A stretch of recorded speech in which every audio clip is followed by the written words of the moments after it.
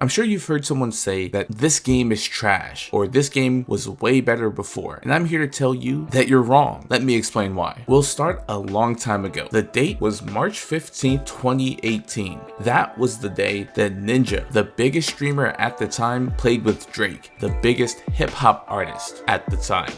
Amazing, that's incredible, man. Yeah, that was like honestly, that video took about like 4 or 5 days to shoot. It was really like the best time of my life, man. Like, we obviously had to condense it down to like 3.5 minutes, but of course, the time that we spent with those people and just dude, like, it looked incredible, man. Yeah, it was crazy. That day was monumental for gaming.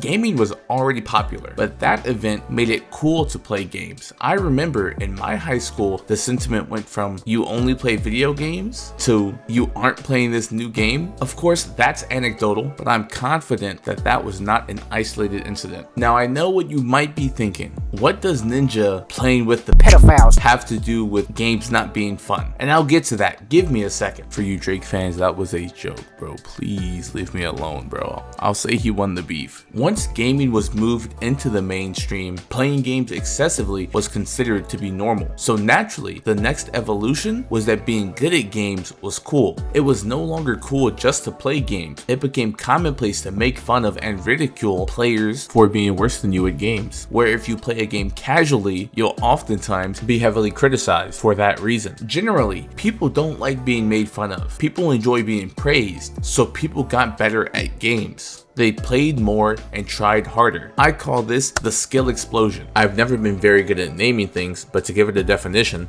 a skill explosion is a specific period of time in the game's existence when the average player becomes significantly better than before. This usually happens early in more competitive games. For example, I believe that the skill explosion for Fortnite happened between seasons 4 and 5 of chapter 1. So with video games being more mainstream and it becoming cool to be good at games, it only makes sense that teenagers and kids today are better than kids and teenagers in my teen years. They play more and there's more of a need to be good at a game that you are playing. You also have to remember that a lot of people want to be streamers, and that subgroup of people are more likely to be playing the game for longer and to try harder at the game that they're playing. These are likely the reasons we see more cheaters in video games as well. If you suck at a game and you don't want to put in the time, or you can't put in the time to get better, but you want people to think you're good at the game, your only option is to cheat. But that's a topic for another video. Skill explosions are a major reason that people aren't having fun in games, but it's far from the only reason. Another major reason is the time sink that most games have. A big criticism I've had of multiplayer games recently is the amount of time the game wants you to put in. The most modern example of a time sink is the Battle Pass concept. The game waves shiny cosmetics or resources in front of your face, and they offer you a trade, your time and money, for their resources or skins. It's simple, really. These battle passes require you to play the game for a decent amount of time to complete, just for it to reset at the next season. But the longer you play the game, the more likely you are to participate in microtransactions. Take Fortnite's old system, for example. The Fortnite Battle Pass used to have truly limited cosmetics. If you didn't get it in the season it released in, you would never get it. This type of FOMO works especially well on children, but its effect isn't limited to just children. People like to feel special, adults included, so having a rare skin that other people can't have or can't access anymore might make a fair amount of people happy. Now, I know what you're gonna ask. How does the constant and ever-prevalent over-monetization of video games affect my enjoyment of that particular game? And I will say, I'm glad you asked such a specific question that allows me to transition into the next idea of the video. I also made another video talking about that. Check it out. There isn't enough time in the day. At one point, my top 6 games were Apex Legends, Fortnite, Dead by Daylight, Modern Warfare 2, Destiny 2, and Overwatch 2.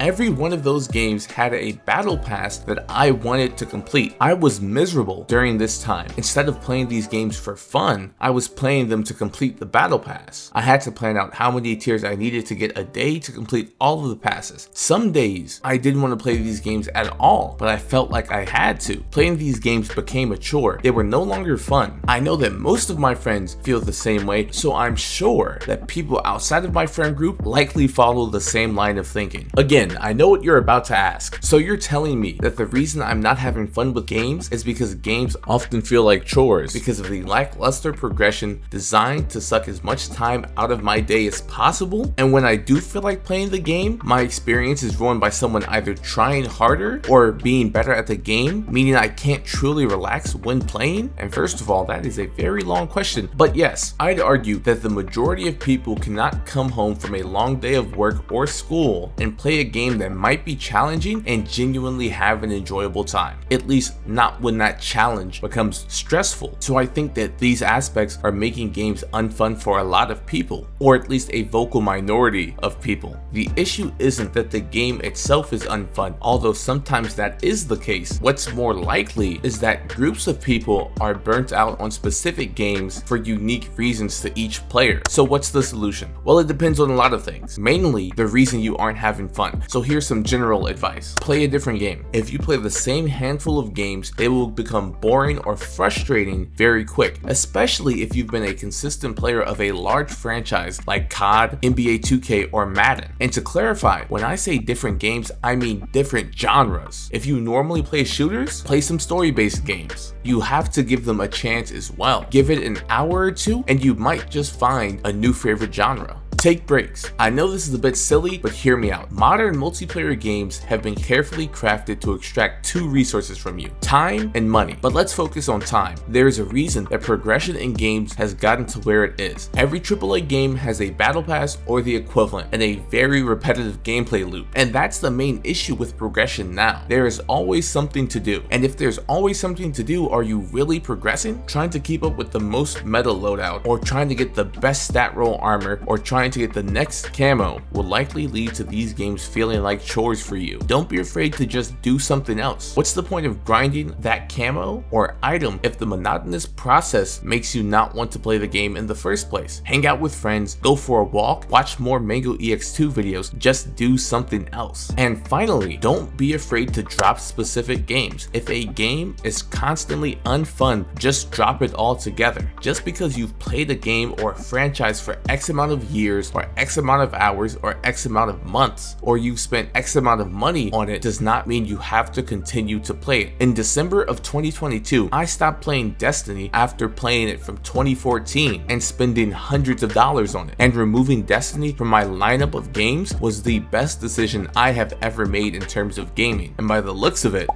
I'm not missing much.